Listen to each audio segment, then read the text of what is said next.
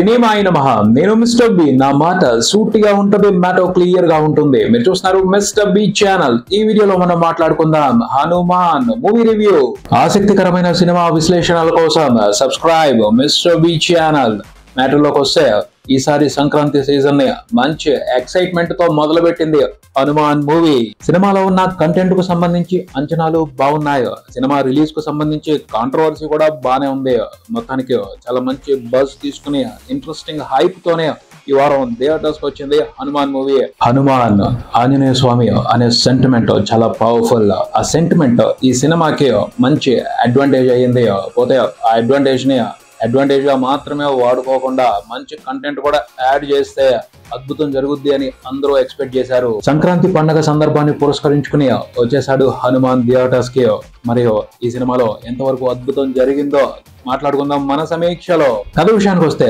అంజనాద్రి అడవి ఊరు కలిసి ఉంటాయి చాలా అందంగా ఉంటది బాగుంది ఆ ఊరికి ఒకవైపున పెద్ద ఆంజనేయ స్వామి గుడి ఉంటది ఆ ఆంజనేయ స్వామి పాదాల దగ్గర సముద్రం ఉంటది ఇంట్రెస్టింగ్ ఫ్యాంటసీ విలేజ్ అంజనాద్రి ఆ ఊళ్ళోనే ఉంటాడు హనుమంతు అల్లరి చిల్లరగా తిరుగుతూ ఉంటాడు చిన్న చిన్న దొంగతనాలు చేస్తూ ఉంటాడు పోతే అల్లరి చిల్లరగా తిరగడంలోనూ దొంగతనాలు చేయడంలోనూ తెలియకుండా ఓ మంచి ఉంది అదేమిటి అంటే అందరికి సహాయపడతా ఉంటాడు సహాయం చేయడం అనే మంచి గుణం ఉండటం మూలంగానే హనుమంతు ఓ దైవ కార్యానికి ఎంచుకోబడ్డాడు దానికి అనుగుణంగానే అతను శక్తి వైపు నడిపించబడ్డాడు హనుమంతుకి ఓ వస్తువు దొరికింది ఆ వస్తువులో పవర్ ఉంది ఆ పవర్ అతనికి సూపర్ పవర్స్ ఇచ్చింది ఇంతకీ ఆ వస్తువులో ఉన్న పవర్ ఎవరి మూలంగా వచ్చిందో అర్థం చేసుకోవచ్చు ఎందుకంటే ఈ సినిమా టైటిల్ అదే ఆ వస్తువు గురించి నేను డీటెయిల్స్ చెప్పను చూసి తెలుసుకోండి చాలా బాగుంటది ఆ పైన ఆ వస్తువు ఎలా ఏర్పడింది అనే దానికి సంబంధించి కూడా ఒక ఆసక్తికరమైన డీటెయిల్ ఉంది భలే ఉంటదిలే అసలు అది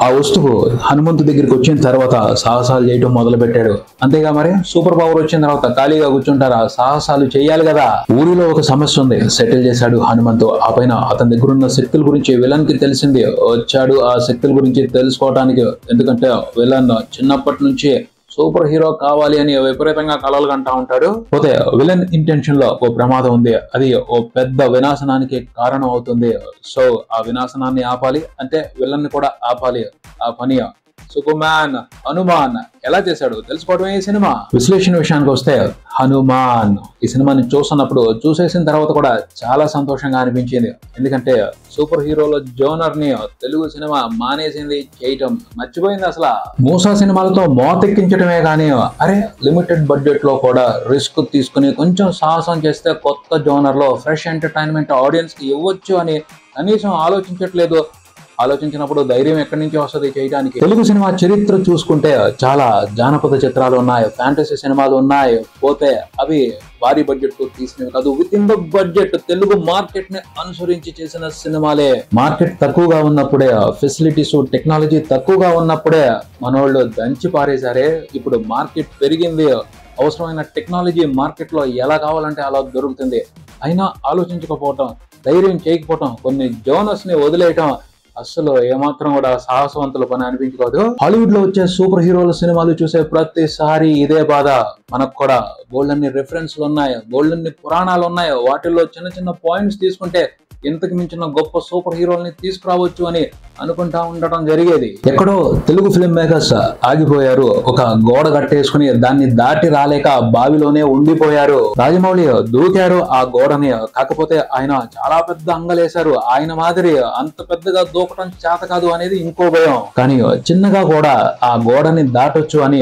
బింబిసారా మూవీతో వశిష్ఠ ఇప్పుడు హనుమాన్ మూవీతో ప్రశాంత్ వర్మ నిరూపించారనే చెప్పాలి ఈ విషయానికి సంబంధించి వాళ్ళిద్దరిని ఖచ్చితంగా గొప్పగా అభినందించాలి బింబిసారా అంటే ఓకే అందులో ఫ్యాంటసీ ఉంది అలాగే జానపదం ఉంది అలాంటి సినిమాలైనా టచ్ చేస్తారు కానీ సూపర్ హీరోలు అనగానే చాలా పెద్దగా భయపడిపోతా ఉంటారు తెలుగు ఫిల్మ్ మేకర్స్ అంటే అవసరం రాలేదు మన మాస్ స్టార్ హీరోలే సూపర్ హీరోలకి పెట్టు వాళ్ళు చేస్తున్న ఫీట్స్ వాళ్ళు చేస్తున్న యాక్షన్ ఎపిసోడ్స్ చూస్తుంటే సూపర్ హీరోల సినిమాలకి ఈక్వల్ గానే ఉన్నాయి కదా అని సర్దుకుపోవడం జరుగుతా ఉంది కాదు సూపర్ హీరోల సినిమాలంటే ఆ మజా వేరు అందులో ఉండే ఎంటర్టైన్మెంట్ ప్రత్యేకమని నమ్మి ప్రశాంత్ వర్మ చిన్న అడుగులే వేశాడు, కానీ ఇంపాక్ట్ మాత్రం ఇప్పుడు అదిరిపోతుందనే చెప్పాలి. సూపర్ హీరో పవర్స్ కి డివోషనల్ టచ్ ఇచ్చి మన పురాణ పురుషుల్ని యాడ్ చేశాడు చూడండి. ఆ ఐడియా మాత్రం అద్భుతం. ప్రశాంత్ వర్మ రిస్క్ చేయడం బానే ఉంది, కానీ నాకు మాత్రం ఒక భయం ఉండేది. ఎందుకంటే దేవుడు అంటే సెంటిమెంట్, ఆ సెంటిమెంట్ ని అమ్ముకోవాలని చూడకూడదు, దాన్ని ఉపయోగించుకుని మ్యాజిక్ చేయడానికి ట్రై చేయాలి. అక్కడెక్కడైనా మిస్కమ్యూనికేషన్ గానీ మిస్కాలిక్యులేషన్ గానీ అయ్యింది అంటే మొత్తానికే మోసం వస్తుంది. అలా తప్పు జరిగింది అంటే ఈ జోనర్ జోలికి మళ్ళీ ఎవరు రారు అని నాకైతే పర్సనల్ గా భయం ఉండేది. కానీ ప్రశాంత్ వర్మ మాత్రం పర్ఫెక్ట్ క్యాలిక్యులేషన్ తో సూపర్ గా గేమ్ ఆడాడు. ఇంకా చెప్పాలి అంటే కమర్షియల్ క్యాలిక్యులేషన్ ని డివోషనల్ ఎక్స్పీరియన్స్ డామినేట్ చేసి ఎక్సెప్షనల్ ఇంపాక్ట్ ఇచ్చింది అని చెప్పాలి. అంటే ప్రశాంత్ వర్మ అలా ప్లాన్ చేసుకున్నాడు. దేవుడు అనే సెంటిమెంట్ ని చాలా బుద్ధిగా శ్రద్ధగా సినిమాలో ఉపయోగించాడు. అది అదిరిపోయింది. సినిమాకి టాప్ హైలైట్ డివోషనల్ ఇంపాక్ట్.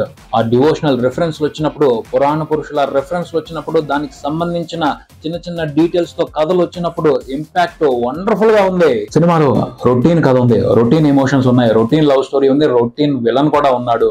కానీ వీటన్నిటిని డివోషనల్ టచ్ వండర్ఫుల్ గా డామినేట్ చేసేస్తుంది. సీన్స్ రొటీన్ గానే నడుస్తూ ఉంటాయి, డ్రామా కూడా రొటీన్ గానే నడుస్తూ ఉంటది, కామెడీ కూడా రొటీన్ గానే ఉంటది. కానీ అలా సీన్స్ నడుస్తున్నప్పటికీ ఎప్పుడైతే ఈ సూపర్ హీరో ఫ్యాక్టర్స్ వస్తాయో, ఈ దేవుడి రిఫరెన్స్ ఎప్పుడైతే వస్తా ఉంటుందో అప్పుడు టెర్రిఫిక్ మైండ్ బ్లోయింగ్ ఎక్స్పీరియన్స్ వస్తా ఉంటది. ఆంజనేయ స్వామి రిఫరెన్స్ ని పవిత్రంగా, బాధ్యతగా, భక్తి శ్రద్ధలతో ఈ సినిమాలో ఉపయోగించాడు ప్రశాంత్ వర్మ. అది మాత్రం చాలా బాగుంది, చాలా అంటే చాలా బాగుంది. అందుకనే సినిమాలో ఆయనకి సంబంధించిన సీన్స్ వస్తున్నప్పుడు, ఆయనకి సంబంధించిన ఎలివేషన్ మూమెంట్స్ వస్తున్నప్పుడు గూస్ బంప్స్ తట్టుకోలేనంత వైబ్రేషన్, వేరే విపరీతమైన డివోషనల్ పాజిటివ్ వైబ్రేషన్. క్లైమాక్స్ అయితే టెర్రిఫిక్. అంతే, జ్ఞానముద్రలో జ్ఞాన నిద్రలో ఉన్న హనుమంతుడిని లేపి తీసుకొచ్చి ప్రశాంత్ వర్మ సినిమా క్లైమాక్స్ లో బీభత్సం చేసి పారేశాడు. అంతే, ఆ క్లైమాక్స్ నడుస్తున్నంత సేపు, ఆ క్లైమాక్స్ అయిపోయిన తర్వాత థియేటర్ అంతా ఒక్కటే గోల, జై శ్రీరామ్ జై హనుమాన్ అంటూ అలాంటి ఇంపాక్ట్ ఇచ్చి వదిలిపెట్టాడు ప్రశాంత్ వర్మ. ఫ్యామిలీస్ అని కాదు, యూత్ అని కాదు, మాస్ అని కాదు, అందరూ ఎంజాయ్ చేస్తారు ఈ సినిమాని.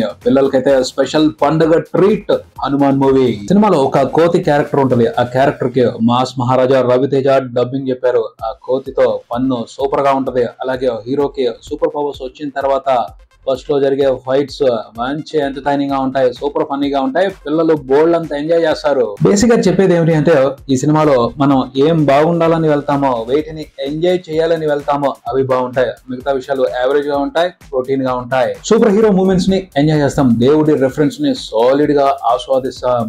మొత్తంగా చెప్పేది ఏమిటి అంటే, ప్రశాంత్ వర్మ చిన్న చిన్నగానే అడుగులేసినప్పటికీ తెలుగు ఫిల్మ్ ఇండస్ట్రీలో సూపర్ హీరోల యూనివర్స్ ని నీట్ గా గ్రాండ్ గా మొదలు పెట్టాడనే చెప్పాలి. కథకు సంబంధించి, స్క్రీన్ ప్లే కి సంబంధించి, స్క్రీన్ ప్లే లో లాజికల్ కి సంబంధించి చాలా మిస్టేక్లు ఉన్నాయి, చాలా లూప్ హోల్స్ ఉన్నాయి. అయినప్పటికీ తన విజన్ మాత్రం స్పెషల్ గా ఉందని చెప్పాలి. తను సిన్సియర్ గా చాలా బాగా ఈ సినిమా కోసం కష్టపడ్డాడు. అతని కష్టం సినిమా అంతా కనపడుద్ది. తేజ సజ్జా సూపర్ లక్కీ గై అని చెప్పొచ్చు.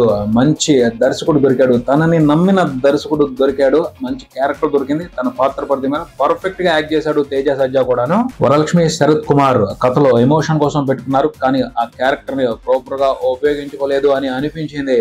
తర్వాత సముద్రఖని గారి క్యారెక్టర్ మాత్రం సర్ప్రైజ్ ఈ సినిమాలో. మామూలు సర్ప్రైజ్ కాదు, కొన్ని సిచ్యువేషన్స్ లో టెర్రిఫిక్ వైబ్రేషన్ తో కుది పొదిలి పెట్టేస్తారు. అంత బాగుంది ఆ క్యారెక్టర్. ఆ క్యారెక్టర్ కి సంబంధించిన సర్ప్రైజ్ కూడాను. హీరోయిన్ అమృత సహా మిగతా నటీనటులు అందరూ కూడా వారి వారి పాత్రలకు తగ్గట్టు నీట్ గానే యాక్ట్ చేశారు. కాకపోతే స్పెషల్ గా గెటప్ సీన్ పెర్ఫార్మెన్స్ ని మెన్షన్ చేయాలి. ఒక ఇంట్రెస్టింగ్ క్యారెక్టర్ లో కనిపించి బాగానే ఎంటర్టైన్ చేశాడు. తర్వాత సత్య క్యారెక్టర్ కూడా బాగుంటది, దాని ద్వారా కూడా మంచి నవ్వులు పండాయి. విజువల్ ఎఫెక్ట్స్ విషయానికి వస్తే, ఆ సినిమా బడ్జెట్ కి వండర్ఫుల్ గానే ఎక్సలెంట్ క్వాలిటీతోనే ఆ సినిమాలో విజువల్ ఎఫెక్ట్స్ కనిపించాయి అని చెప్పాలి. అదిరిపాటు క్వాలిటీ, హాలీవుడ్ స్టాండర్డ్స్ అని చెప్పడానికి కాదు, కానీ సినిమాలో కనిపించే విజువల్స్, గ్రాఫిక్స్, సినిమాలో ఉన్న అట్మాస్ఫియర్ నీట్ గా ఉన్నాయి, అందంగా ఉన్నాయి, బాగున్నాయి, మంచి ఇంప్రెషన్ తీసుకున్నాయి, కన్విన్స్ అవుతా. ప్రశాంత్ వర్మ మొత్తానికి సినిమాటిక్ యూనివర్స్ ని నీట్ గానే సెట్ చేశాడు. తర్వాతి పార్ట్ కోసం మంచి లీడ్ ఇచ్చి వదిలిపెట్టాడు. మామూలు లీడ్ కాదు అసలు, టెరిఫిక్ గా ఉంది, ఎక్సైట్మెంట్ బద్దలైపోద్ది. అంతే, హనుమంతుడు శ్రీరాముడికి ఏదో పని చేస్తానని ప్రామిస్ చేశాడు. ఎందుకు ప్రామిస్ చేశాడు, ఆ పని ఏమిటో చెప్పలా. దానికోసం మనం ఆసక్తిగా నెక్స్ట్ వచ్చే పార్ట్ కోసం ఎదురు చూస్తా ఉండాలి. దాన్ని మాత్రం భలే సెట్ చేశాడు. ఒక మంచి సినిమాటిక్ యూనివర్స్ స్టార్ట్ అయ్యింది. మొత్తంగా హనుమాన్ ఈ సినిమా గురించి చెప్పేది ఏమిటి అంటే మిస్ అవ్వద్దు, చూడండి. తెలుగులో రొటీన్ గా వచ్చే సినిమాల కంటే భిన్నమైన సినిమా ఇది. డిఫరెంట్ ఎక్స్పీరియన్స్ ఉంది, డిఫరెంట్ డివోషనల్ ఎక్స్పీరియన్స్ ఉంది, పిల్లలు ఎంజాయ్ చేయడానికి బోల్డ్ అంత ఎంటర్టైన్మెంట్ ఉంది. ఈ పండక్కి వదిలిపెట్టకుండా ఎంజాయ్ చేయాల్సిన సినిమా హనుమాన్. ఇది ఇక్కడికి మరో వీడియోతో మళ్ళీ కలుద్దాం. ఈ వీడియో మీకు నచ్చితే లైక్ చేయండి, మీ ఫ్రెండ్స్ తో షేర్ చేసుకోండి, మీ అభిప్రాయాన్ని కామెంట్ చేయండి, ఈ ఛానల్ ని సబ్స్క్రైబ్ చేయండి. నేను mister B, keep watching mister B channel. Thank you.